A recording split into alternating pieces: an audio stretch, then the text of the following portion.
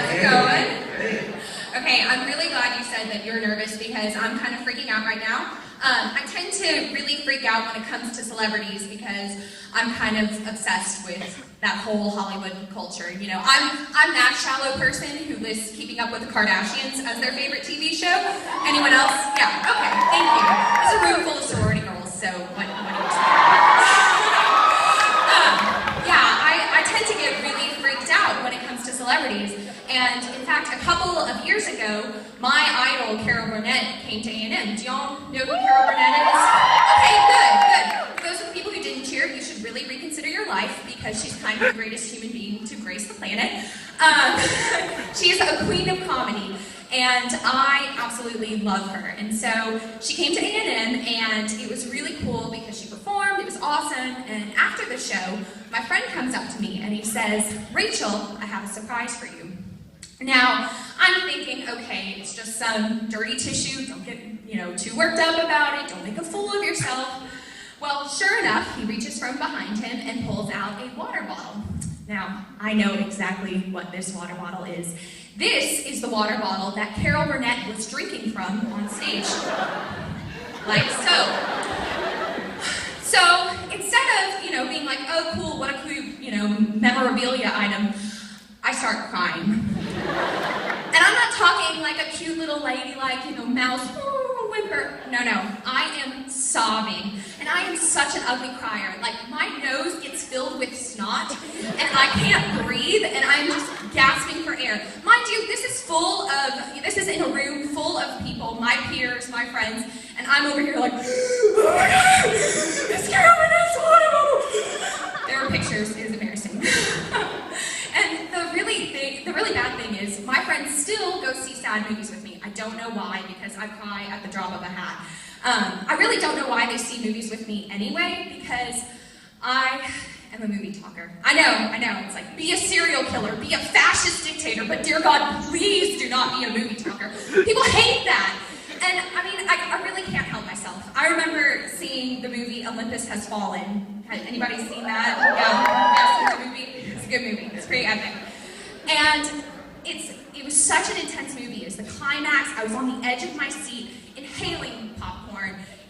Guns were firing, bombs were going off. Gerard Butler is running with the president. Crazy action. And then I hear a baby cry. I'm sorry, what? Who brings a baby to this movie? There are literally brains smeared across the White House front lawn, and you bring your child to this? Who does that? So, I have to make this announcement to the people sitting next to me who were not very happy with me, obviously. And, I'm going on, I'm like, who brings a baby to this movie? What is happening? And my friends are giving me that, oh my gosh, Rachel, please do not be that person. But I'm sorry. I paid $4.50 for this movie. I deserve to have an opinion. So I take it upon myself, because I am so personally offended by this, to make an announcement to the theater and say, if I was a parent, I would have enough decency and respect for my child's innocence to call a babysitter. It's really embarrassing. But honestly, I think the reason that I love celebrities and Hollywood so much is because I love movies. And I've always wanted to be a part of the movie business. That's always been a childhood dream of mine.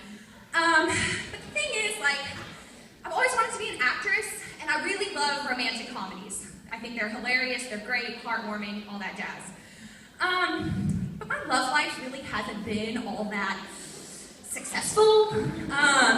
My romance has kind of been more like How to Lose a Guy in 10 Days than The Notebook. I remember I went out with this one guy, and he was really cute, really sweet, thankfully. And we were about 5 seconds into our first kiss when I start to feel something more dripping down my nose.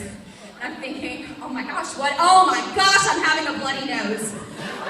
Yeah, really embarrassing. So I think about it and I'm like, okay, we're gonna need to press pause for a second because blood is about to start gushing out of my nostrils. So, okay, if I can't make out with Channing Tatum for a living, that's a little too much pressure for me. Maybe I could work on crew, be like a movie set person. I could be a driver, right? That's not that hard, maybe.